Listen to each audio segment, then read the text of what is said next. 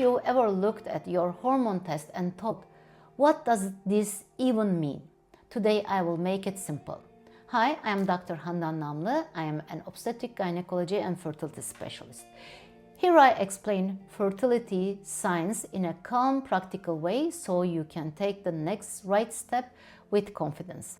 I also made one-page hormone cheat sheet. You can download it. The link is in the description. In the last lesson, we explained the menstrual cycle, follicular phase, ovulation, luteal phase. Now, let's talk about the hormones that run that cycle. You can find the link below. Think of hormones as text messages. The brain sends a message to the ovaries. The ovaries answer back, and the uterus responds. Brain, ovaries, and uterus. That's the loop. Let's make this very easy. These four hormones work like a small team. FSH is the recruiter. It wakes follicles up. Estrogen is the builder. It grows the uterine lining. LH is the trigger. It releases the egg. Progesterone is the protector. It supports the lining after ovulation. Before ovulation, FSH and estrogen are main characters. After ovulation, progesterone is. Let's start with FSH. FSH stands for Follicle Stimulating Hormone. FSH comes from the brain. It tells the ovary, let's grow follicles. In the early cycle, several follicles start growing. Then one becomes the lead follicle. When do we usually check FSH? Often early in the cycle, around the day 2 or 3. Now, a very important point. FSH is not a good or bad number by itself. It's a signal.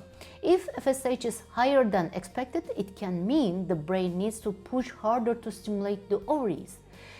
But we never judge fertility one test alone. We look at the full picture. FSH tells us how hard the brain is pushing. Estrogen. Next, estrogen. In fertility, we often talk about estradiol, also called E2.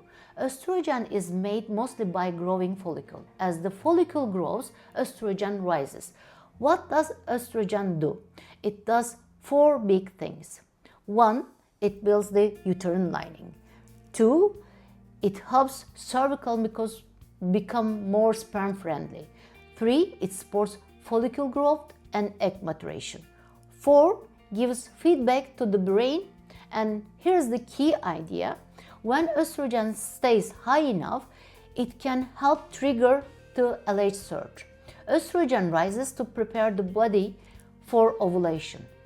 Now, LH. LH stands for Luteinizing Hormone. LH is the trigger. Most of the time, LH stays low. Then suddenly it spikes. That spike is called the LH surge. And what happens after the LH surge? Ovulation becomes very likely. This is why ovulation predictor kits measure LH. They look for that rise. A small nuance, and LH surge usually means ovulation is coming, but in some situations the body can have LH rises without releasing an egg. So if cycles are irregular, context matters. LH surge is the starting pistol. Progesterone. Finally, progesterone. After ovulation, the follicle changes. It becomes something called the corpus luteum. And the corpus luteum makes progesterone. Progesterone is the protector. It stabilizes the uterine lining. It helps the lining become ready for implantation, reduces uterine contraction. Progesterone also often raises basal body temperature slightly. That's why some people see a small temperature rise after ovulation. Supports early pregnancy if implantation occurs. Now, this is one of the most useful tips in this whole video. Progesterone testing. Many people hear about day 21 progesterone, but that is not correct for everyone because not everyone ovulates on day 14. The best timing is about 7 days after ovulation, not a fixed cycle day for everyone. Progesterone confirms ovulation likely happen and the lining is supported.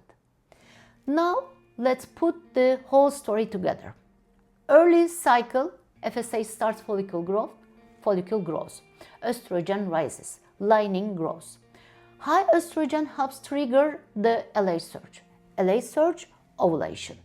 After ovulation, progesterone rises. If there is no pregnancy, progesterone drops, period stops. FSH starts, estrogen builds, LH triggers, progesterone supports. Let's look at quick myths. Here we explain 3 quick myths. Myth 1. Day 21 progesterone works for everyone. Truth. Best is 7 days after ovulation. Myth 2. One hormone test explains everything. Truth. We look at patterns, symptoms, ultrasound and labs together. Myth 3. An LH surge always guarantees ovulation. Truth. Usually yes, but not always. Context matters. Here is your action step for this month. Keep it simple. Track 2 things for 1 cycle: cervical mucus and LH test. This helps you understand your timing and your pattern. And download the 1-page hormone cheat sheet, link in the description. If you want a step-by-step roadmap and community support, you can join my school group, Fertility Master Circle. Now, tell me in the comments, which hormone confuses you most? FSH, LH, estrogen or progesterone? And why? See you in the next lesson.